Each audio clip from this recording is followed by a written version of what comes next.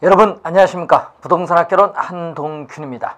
자, 이번 시간은 이 평가의 3방식 중 원가 방식에서 가액을 구하는 우리가 원가법에 대해서 살펴보도록 하겠습니다.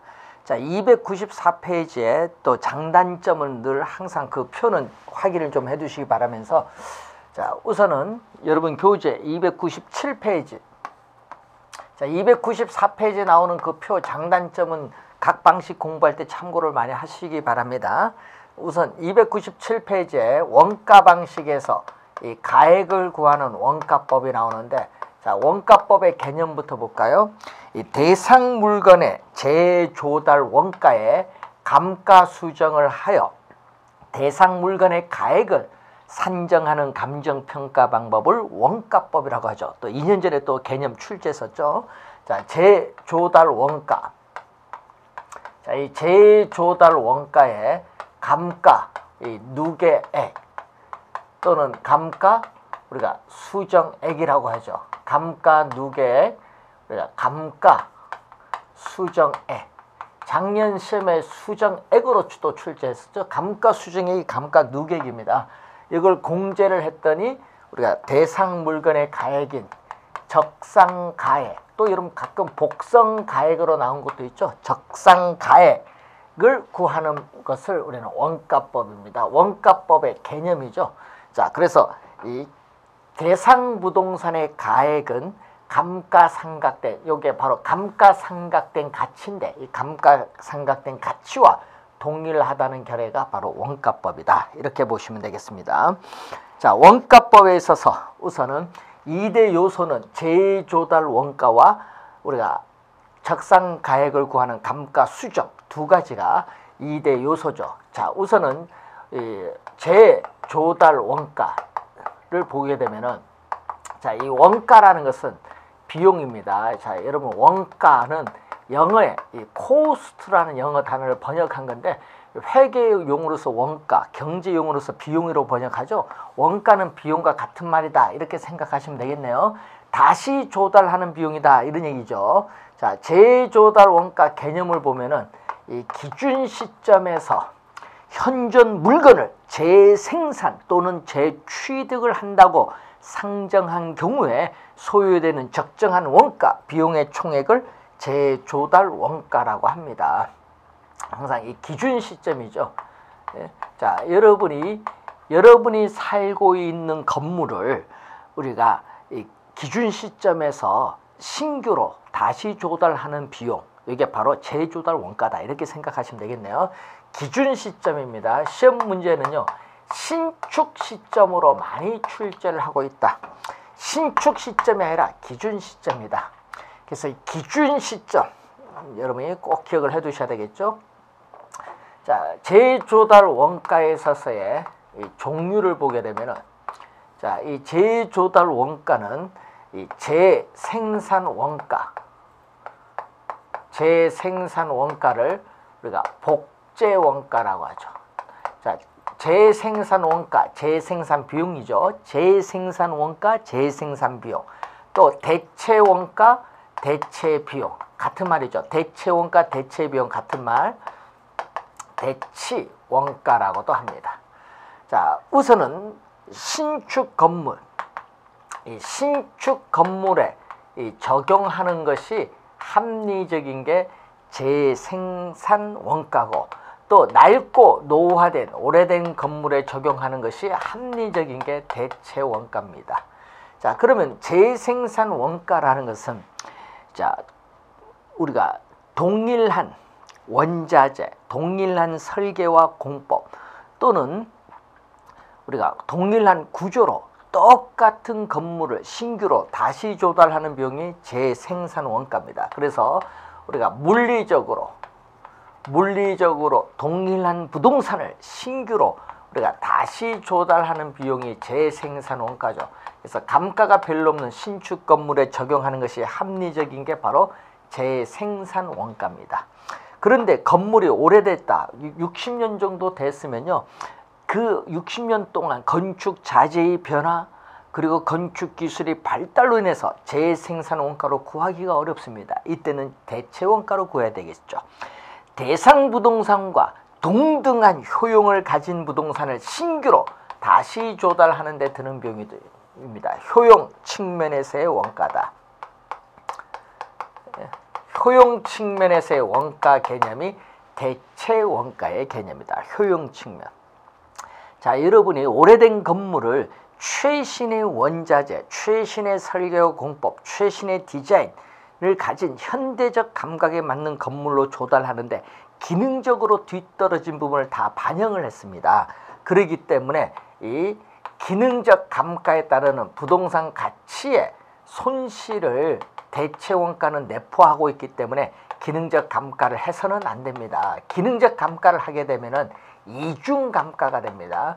이 기능적 감가를 해서는 안 된다는 것을 항상 기억을 해둬야 돼요. 이 기능적 감가, 시험엔 또 물리적 감가로 출제를 또 많이 하는데 주의해 두셔야 되겠죠. 기능적 감가를 해서는 안 된다. 자, 그렇기 때문에 이론적 측면에서는 최신의 건물로 조달하는 대체 원가가 재생산 원가보다는 우수하다는 그러한 특징을 가지고 있고, 그렇지만은 여기 효용은 간접적 측면이다 보니까 우리가 실무적으로는 재생산 원가가 대체 원가보다 이론적으로는 우수하다는 그러한 내용이 되겠습니다. 자, 이 종류 우리가 또 자주 우리가 출제를 하죠. 그래서 종류 지문에 또 자주 나오기 때문에 잘 확인을 해 두셔야 될 부분입니다.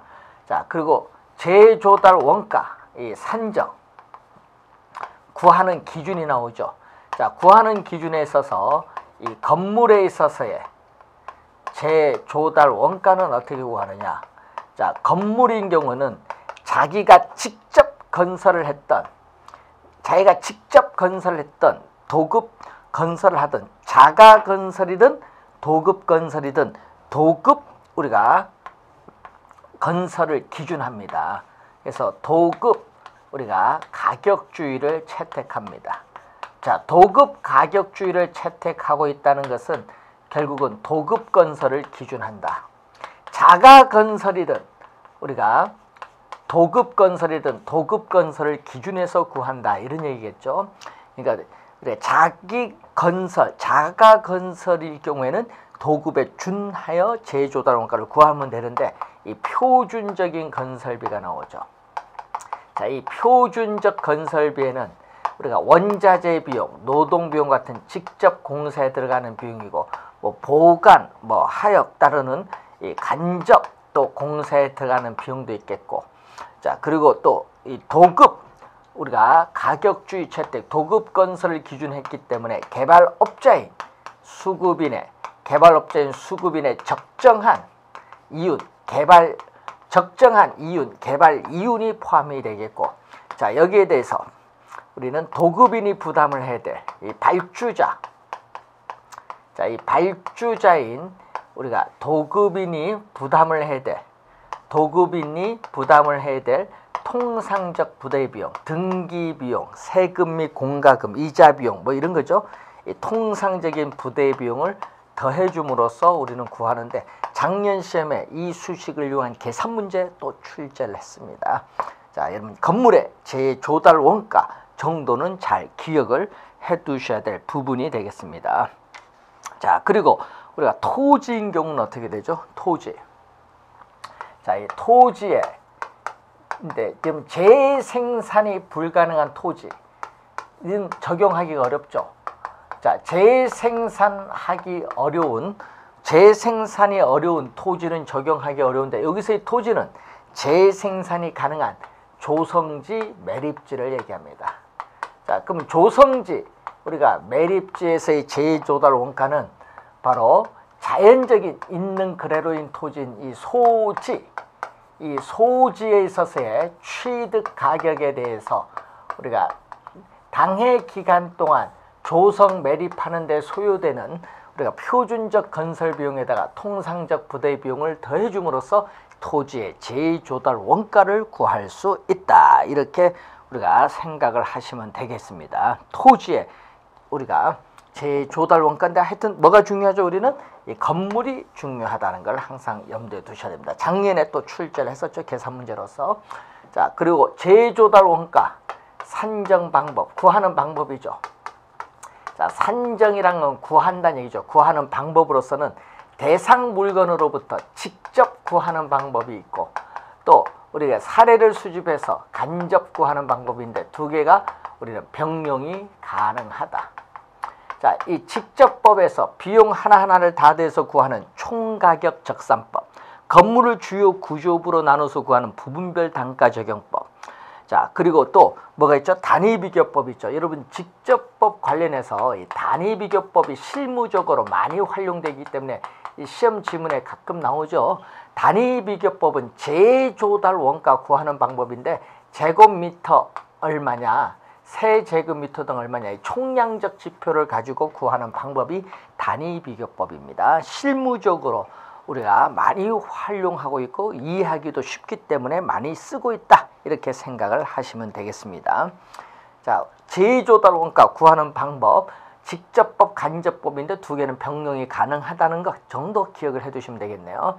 자, 제조달 원가에 대한 내용이 되겠고, 두 번째는 자, 우리가 감가수정이 나오죠. 자, 원가법을 구성하는 2대 요소 중 감가수정이 나오는데, 자, 대상 물건에 대한 이 제조달 원가는 최유효 이용의 상태인데 아니니까 감가를 하는 거죠. 그래서 대상 물건의 제조달 원가를 감액하여야 할 요인이 있는 경우에 물리적 감가, 기능적 감가, 경제적 감가 등을 고려하여 그에 해당하는 금액을 우리는 제조달 원가에서 이렇게 공제를 하여, 공제해서 기준 시점에 있어서의 대상 물건의 우리가 가액을, 대상 물건의 가액을 적정화하는 작업을 우리는 감가수정인데, 대상 물건의 가액이 적상가액이죠.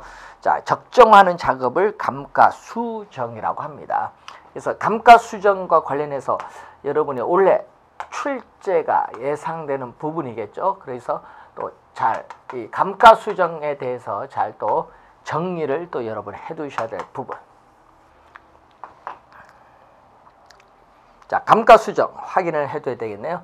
자, 우선 개념을 우선을 받고, 자, 그리고 여러분이 감가에 있어서 요인이 302페이지에 나오고 있는데, 자, 이 감가 요인을 한번 보게 되면은, 자, 이 감가 요인은 우리가 복합 개념에 따라 이 기술적 측면, 경제적 측면, 법률적 측면에서의 복합 개념에 따라 감가 요인을 우리가 판단을 하시면 되는데, 이 감가 요인에는 우리가 내부적 감가 요인, 그리고 외부적 감가 요인이 있어요. 자, 이 내부적 우리가 감가 요인으로서 기술적 측면에서 바라보는 거죠. 이 기술적 측면에서 바라보는 이 내부적 감가 요인으로서 우리가 물리적 감가 요인, 그리고 기능적 감가 요인이 있습니다.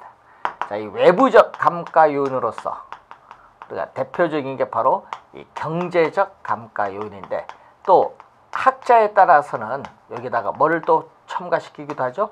법률적 감가 요인을 또 포함시키기도 한다, 학자에 따라서는. 자, 이 물리적 감가 요인은 물리적 상태의 변화로 인한 부동산 가치의 손실을 말합니다. 물리적 상태의 변화, 비반환, 풍무작용에서 자연스럽게 노후화가 된다든지, 또는 사용에 따르는 소모나 마멸, 또는 화재로 인한 전소, 지진, 홍수 등으로 인한 건축물의 파괴 등이 물리적 감가 요인입니다. 자, 물리적 감가 요인, 변동의 원칙과 관련 있죠. 자, 기능적 감가 요인은 물리적 상태의 변화는 별도죠. 이 기능적 측면에서의 효용이 감소함에 따르는 가치의 손실입니다. 자, 그렇기 때문에 설계의 불량, 설비 부족, 여기 시험에 많이 나오죠. 설계의 불량, 설비 부족, 형의 구식화, 능률의 우리가 악화, 디자인의 악화라든지, 또는 부지와 건물의 부적응, 이런 부지와 건물의 부적응 기능적 감가입니다. 자, 그런 요인들이 있습니다. 자, 대상 물건 자체의 내부적 요인과는 관계없이 외부적 요인에 의한 가치의 손실의 경제적 감가 요인인데, 자, 이 경제적 감가 요인은 부동산의 표준적인 사용과 대상 부동산의 대상 부동산에 속해 있는 인근 지역의 표준적인 사용과 적합하지 못하다. 자, 이래서 공업지역 내에 주택이 있으면 공업지역의 표준적 사용에 어울리지 못하기 때문에 주택 가격이 하락한다. 경제적 감가. 자, 대상 물건의 시장성이 감퇴된다. 시장성은 매매 임대될 가능성이죠. 감퇴한다든지 대상 부동산이 속해 있는 지역 인근 지역이 쇠퇴한다든지 그런 건 다 경제적 감가 요인에 해당합니다. 자, 법률적 감가 요인은 부동산 소유권 우리 관계에 있어서 등기가 불완전하다든지 공법상 저촉이 되고 있는 부동산, 이건 법률적 측면에서의 감가 요인이겠죠.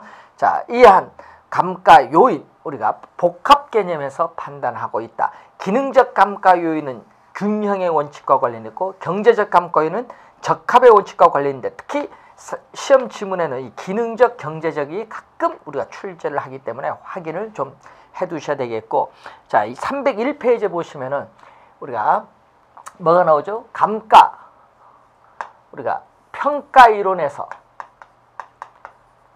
이론에서의 감가 수정이 나오고, 또 우리가 기업 회계 이론에서의 감가 상각이 나오고 있습니다.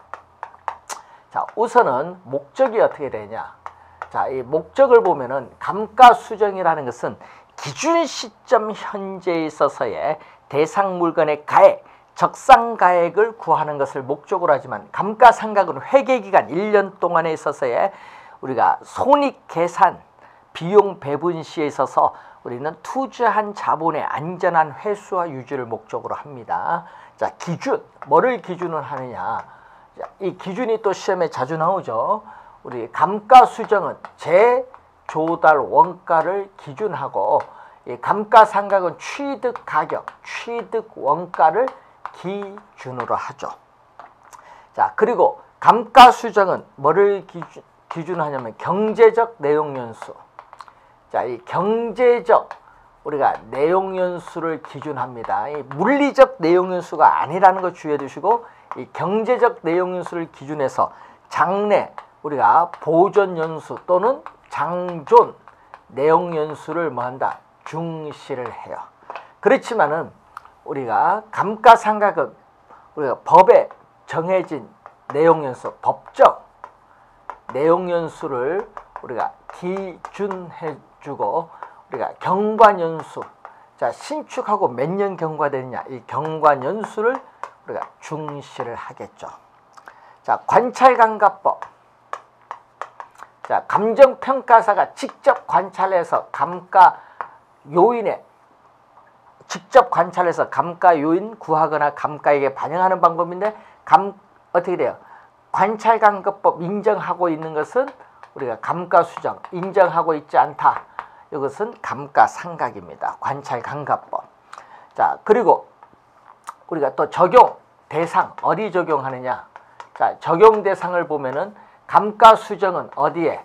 상각자산뿐만 아니라 비상각자산인 토지에도 적용하는데, 토지는 조성지, 매립지를 말하고, 감가상각은 상각자산에만 적용하고 비상각자산인 토지는 적용할 수 없다. 자, 그리고 감가수정은 현존 물건만을 대상으로 하고, 감가상각은 멸실되어도 법적으로 수명이 남아있으면 상각이 계속됩니다. 그리고 감가상각은 장가율이 일정하지만은 감가수정은 개별 물건마다 장가율을 개별적으로 판단해야 됩니다. 자, 그리고 감가요인과 관련해서 감가수정은 물리적 감가, 기능적 감가, 경제적 감가 요인 모두 고려하지만은 이 감가상각은 물리적 감가, 기능적, 기술적 측면의 물리적, 기능적 감가만 고려하고 경제적 감가 요인은 고려하지 않는다. 감가수정은 대상 물건의 시장성을 반영하지만 감가상각은 시장성을 반영하지 않는다. 이 비교 우선 잘 해두셔야 될 필요 있죠. 가끔 시험 지문에 우리가 나오는 그러한 내용이죠. 특히 이 세 가지가 좀 자주 나오죠. 잘 확인을 해두시기 바라고요. 자, 내용연수가 나오죠. 302페이지 밑에 보시면은 내용연수는 감가상각 자산의 수명인데, 자, 이 준공을 해서 우리가 물리적으로 대상 부동산을 정상적으로 관리할 경우에 물리적으로 존속이 가능한 기간, 물리적 내용연수는 기술적 측면에서의 개념입니다. 자, 그러면 경제적 내용연수는 여기까지 오겠죠. 자, 이게 경제적 내용연수죠. 경제적으로 부동산에 있어서의 유용성이 지속되리라고 우리가 예측 가능한 사용 기간이 바로 이 경제적 내용연수입니다. 자, 이 경제적 부동산 평가를 할 때는 물리적 내용연수를 기준으로 하는 것이 아니라 이 경제적 내용연수를 기준으로 판단을 합니다. 자, 그림에서 보듯이 경제적 내용연수는 물리적 내용연수보다 그 기간을 짧고 부동산의 가치를 판단할 때는 경제적 내용연수를 기준으로 한다는 거. 자, 여러분 건물을 준공한 지 5년이 지났다. 그럼 이 5년이란 것은 우리가 얘기했던 경과연수를 얘기하겠죠. 경과연수고, 그럼 5년이 지난 이 시점에서 우리가 기준 시점이지.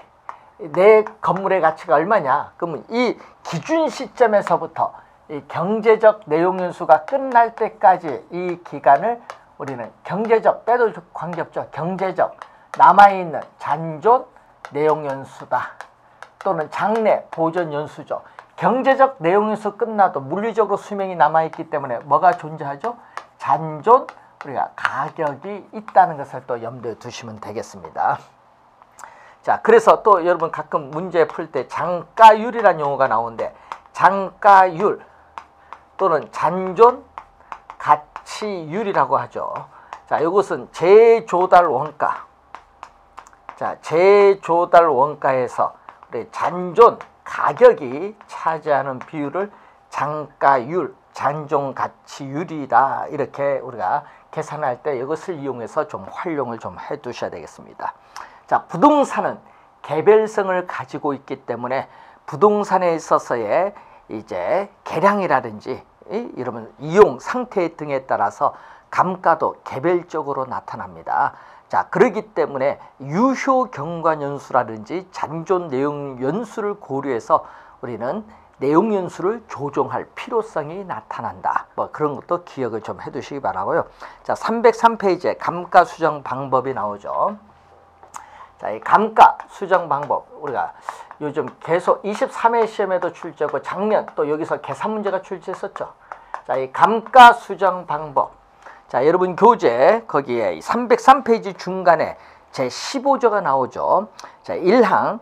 자, 1항은 감정평가, 우리 감정평가업자는 건물을 감정평가할 때에 원가법을 적용해야 된다. 작년에 요거 정답으로 물었죠. 건물은 원가법입니다.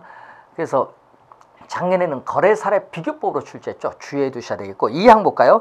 감정평가업자는 원가법에 따라 건물을 감정평가할 때 다음 각 호의 순서에 따라야 한다. 자, 2항 보세요. 자, 여러분 2항 2호 감가수정이죠. 경제적 내용연수를 기준으로 한 정액법, 정률법 또는 상환기금법 중에서 대상 물건에 가장 적합한 방법을 적용할 것.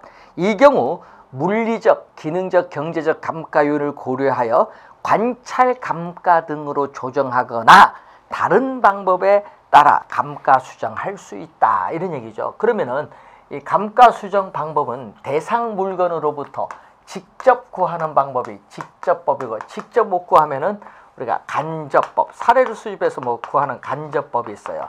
자, 간접법에는 여러분 시장, 우리가 시장에서 추출, 사례를 추출해서 구하는 방법이 있고, 또 임대료 손실을 우리가 환원이율로 환원해서 구하는 임대료 손실 환원법이 요건 간접법입니다. 자, 직접법에서 여러분 요 직접법을 주의해야 되겠죠. 바로 이 경제적 내용연수를 기준으로 하는 방법이 나오죠.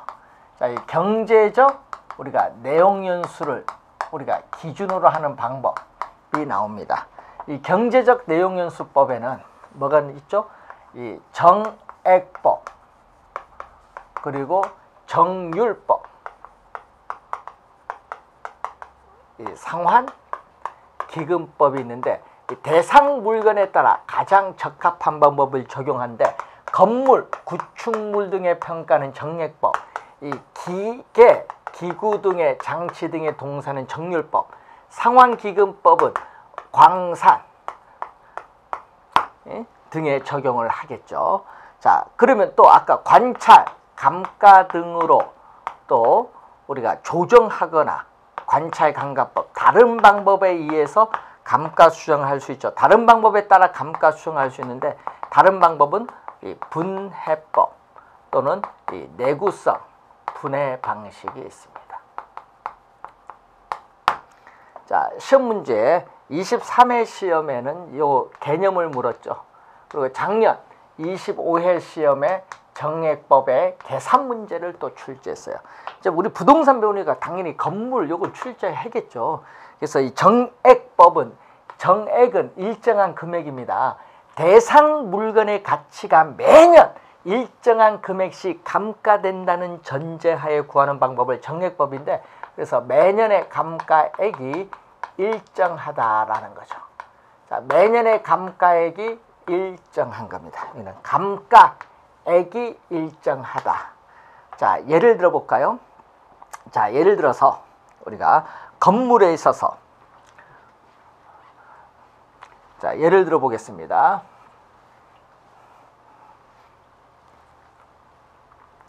자, 건물에 있어서 우리가 매년에 감가액은 자, 정액법에서의 매년의 감가액은 이 재조달 원가는 최유효 이용의 상태인데 이 경제적 내용연수 끝났을 때에 잔존 가격을 빼준 이 값이 감가총액, 감가 누계액인데 이것을 이 경제적 내용연수로 나눠줍니다.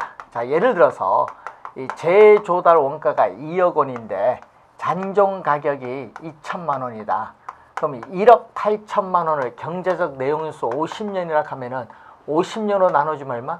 1억 8천에 공 하나 없으니 1,800만 원 오로 나눠주니까 5, 3, 15, 5, 6, 30, 360만 원이 되겠죠. 자, 매년 360만 원의 매년의 감가액이 발생한다. 즉, 여러분 이런 의미거든요. 이 경관연수는 1년, 2년, 3년인데 몇 년? 우리가 경제적 내용연수 50년입니다. 매년에 감가액을 봤더니 얼마죠? 360만 원씩 이렇게 매년 또 발생하는 겁니다. 자, 그리고 감가 누계액을 봤더니 누계액은 360 합치면 720 또 합치면 1080 이렇게 가서 마지막 우리가 요 감가 총액 또는 감가 누계액 재조달 원가에서 잔존 가격을 뺀 것을 감가 우리가 누계액 또는 감가 총액 1억 8천만 원이 나오겠죠. 자, 매년의 감가액이 동일하기 때문에 정액법을 균등상각법이고 또 이 경관연수와 감가 누계액이 정비례하여 증가하죠. 정비례하여 증가하기 때문에 정액법을 직선법이라고도 합니다. 자, 그런데 매년의 감가액이 동일하다 보니까 실제의 감가와 일치하지 않을 수도 있다는 단점이 있어요. 또 계산이 간편하다는 장점도 있죠. 자, 그러면 감가 누계액 작년 시험에 이 감가 누계액 구하는 걸 출제했었죠. 이 감가 누계액, 감가 수정액 구하는 것을 작년에 출제했는데 그럼 얼마죠? 지금 360만 원이 지금 나오는데 만약에 5년이 경과했다. 그럼 5년이 경과하면은 경과년수를 곱해주면 되겠죠. 이 경과년수 5년이 경과했다면 5년을 곱해주면 얼마? 우리가 1,800만 원이 되겠죠. 1,800만 원. 자, 그러면은 이 1,800만 원이 우리가 감가 누계교 그럼 적상가액은 재조달 원가 얼마에서 2억 원. 재조달 원가 지금 2억 원을 받죠? 이 2억 원에서 뭐를 감가 누계액 얼마 1,800만 원 빼줬더니 1억 8,200만 원이 되겠죠. 자, 시험 문제에 이 구하는 이 수식 정도 이용할 수는 있어야 됩니다. 이 건물, 구축물 등의 평가에 적용되는 게 바로 뭐죠? 우리가 정액법입니다. 자, 그러면 정률법은 뭐죠? 정률법. 정률법은 어디에 적용하는 거예요? 우리는 기계 등에 적용하잖아요. 정률은 일정한 비율이잖아요. 대상 물건의 가치가 매년 일정한 비율로 감가된다는 전제하에 구하는 방법입니다. 그래서 이 정률법은 매년의 감가율이 일정해요. 이거는 매년의 감가율, 이게 정률이거든요. 이게 일정한 겁니다. 자, 일정한데, 자, 예를 들어서 이 기계가 1,000만 원이다. 자, 여러분 기계를 우리가 새 기계를 우린 1,000만 원짜리를 사왔다. 그런데 매년의 감가율 정률이 10%다. 그러면 기계를 사왔으니까 1년 사용을 하면 얼마? 자, 1년 사용을 하면은 우리가 감가, 이제 매년의 감가액은 1,000만 원을 내 기계가 1년 사용했던 얼마? 10%니까 1,000만 원 10% 100만 원이 상각이 되겠죠? 그러면 전년도 말 미상각 금액은 얼마냐? 자, 전년도 말 우리가 미상각 금액은 얼마냐? 그럼 1,000만 원에서 100만 원 빼면 900만 원이 되겠죠. 1년 지난 기계 가치는 900만 원이다. 다시 900만 원에 1년 사용하면 10%인 90만 원이 상각돼서 900만 원에서 90만 원 빼면 810만 원이 2년 지난 기계의 가치. 또 1년 지나면 또 10% 81만 원이 상각되고 810만 원에서 81만 원을 뺀 729만 원이 전년도 말 미상각 금액이겠죠. 자, 여기서 보면은 이제 상각 첫 해의 감가액이 가장 많고 기간이 경과할수록 감가액은 체감하고 있습니다. 그래서 정률법을 체감 상각법이라고 해요. 그래서 매년의 감가액, 자, 매년의 감가액은 뭐한다? 체감하고 있다. 자, 매년의 감가액은 체감하고 있다는 내용입니다. 매년의 감가액은 체감하고 있다. 자, 체감상각법이라고 하죠. 자, 그러면 이 정률법은 기계 등의 능률이 높은 초기에 상각액을 많이 하기 때문에 투자한 자본을 안전하게 회수할 수 있다는 그러한 특징을 가지고 있습니다. 자, 그런데 매년의 감가액이 다르다 보니까 표준 감가액 구하기가 어렵고 또 정률 구하는 데가 또 어렵습니다. 그런 단점도 가지고 있다. 이렇게 보시면 되겠고, 자, 상환기금법은 광산 등에 적용되죠. 자, 광산의 내용연수 수명이 100년이다. 그러면 광산으로부터 매년 회수되는 감가액을 국공채와 같은 안전한 자산에 투자 운영한다고 가정합니다. 그럼 국공채에 투자는 매년 회수되는 감가액이 원금이 되겠고, 그 원금에 따라 매년 복리 계산에 따른 이자가 발생하죠. 그러면 광산 수명이 다 됐을 때 국공채에 투자한 원금 이자 총 합계와 광산 수명이 다 됐을 때 감가 누계액이 서로 같게끔 일치하게끔 매년 일정한 금액을 우리가 상각하는 방법을 우리는 바로 상환기금법이라고 해요. 상환기금법은 우리가 광산 등에 적용하는 방법이죠. 개념. 여러분 23회 시험에 또 출제를 했습니다. 자, 관찰감가법은 감정평가사가 대상 물건을 직접 관찰해서 구하는 방법으로서 우리가 대상 물건의 개별적인 상태를 세밀하게 우리가 반영할 수 있는 장점이 있어요. 그렇지만은 감정평가사의 경험이나 능력에 좌우되다 보니까 주관적이다. 단점. 그리고 외부에서 관찰하기 어려운 기술적 측면에 하자 놓치기 쉽다는 단점도 가지고 있습니다. 자, 분해법, 내구성 분해 방식인데, 자, 이 분해법에서 우리가 내구성 분해 방식에서 이 물리적 감가, 그리고 또 뭐가 있어요? 기능적 감가가 있는데, 이 물리적 기능적 감가는 무슨 감가예요? 이거는 내부적 감가야. 자, 내부적 감가에다가 여기다가 외부적 감가인 뭐를 우리 경제적 감가를 더해주죠. 물리적, 기능적, 경제적 감가를 더해줘서 우리가 우리가 감가액을 구하는 방법, 총 감가액, 감가 누계액을 구하는 방법이 분해법인데, 자, 이 물리적 감가는 자, 물리적 상태의 변화로 인해서 가치 손실을 가져오니까 수리수선하는 비용과 수리수선한 이후에 부동산 가치 상승분을 비교할 때 수리 후에 부동산 가치 상승분이 크면 수리를 해야겠죠. 이런 것을 우리는 치유 또는 회복, 치유 가능한 또는 회복이 가능한 감가. 그런데 부동산 가치 상승분보다 오히려 비용이 많이 들면은 우리 비용을 투입해서 우리는 수리를 하지 않습니다. 치유 불가능한 감가라고 하죠. 자, 기능적 측면에서의 효용이 감소함에 따른 가치 손실인데, 이 계량하는 비용과 계량한 이후에 부동산 가치 상승분을 비교할 때 부동산 가치 상승분이 크면 또 비용을 투입을 해서 우리는 계량하겠죠. 치유 가능한 감가. 그러니까 비용이 많이 들면은 우리는 고치질 않겠죠. 치유 불가능한 감가로 나눠요.